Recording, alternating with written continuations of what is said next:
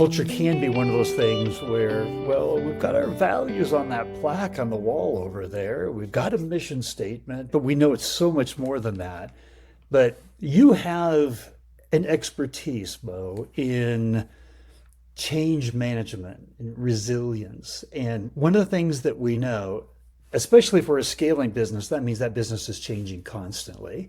Our clients are changing constantly. Their needs are changing constantly. Trends in the market are changing constantly. We get COVID thrown at us, right? We get AI thrown at us. Like, we're going to launch into a new territory, a new practice area. I mean, there is constant change.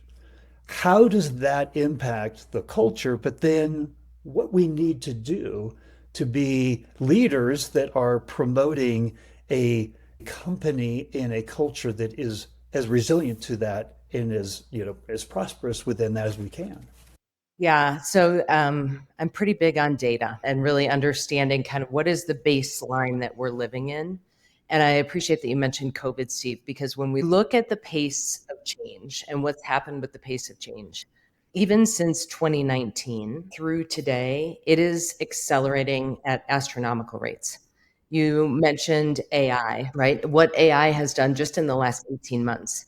So typically organizations from 2019, they were planning about 2 organized changes a year.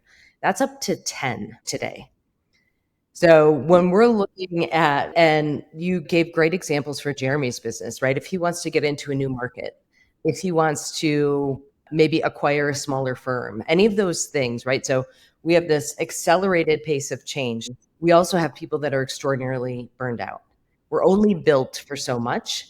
So 71% of employees are feeling overwhelmed by the pace of change. Only 43% of them feel like they will support change, and 66% of employees are burned out, right? So we have burned out people, we have an accelerating pace of change, we have these expectations. Oh, here's 5 new AI tools that we want to use for any number of things. And so we are in a moment in time that this baseline is only going to get worse, quite frankly. So change management is about a process. Change resilience is about a skill set. And so if we want to have these cultures where people can come and become the best version of themselves, right, and continue to have incremental change, we really need to address change resilience skills, and we need to address human connection skills. Because those 2 things, it doesn't matter your industry, it doesn't matter your organization size, those skills are critically important for your people to be able to show up and deliver great business results, quite frankly. How does this ring for you and your business and what Mo's saying here? I agree with what Maureen's saying. I think, one thing I'll add to that, right, which I do think is important, it is that mindset, right? So it has to be part of your culture. Like I mentioned, incremental improvement, right? So that's part of our mindset. That's part of our values. That's what we share with our staff, right? It's what we share when we're bringing on someone to add to our team, right? That this is who we are and this is what we're about. We're about getting better and improving. So there is the concept that we are going to be changing, right?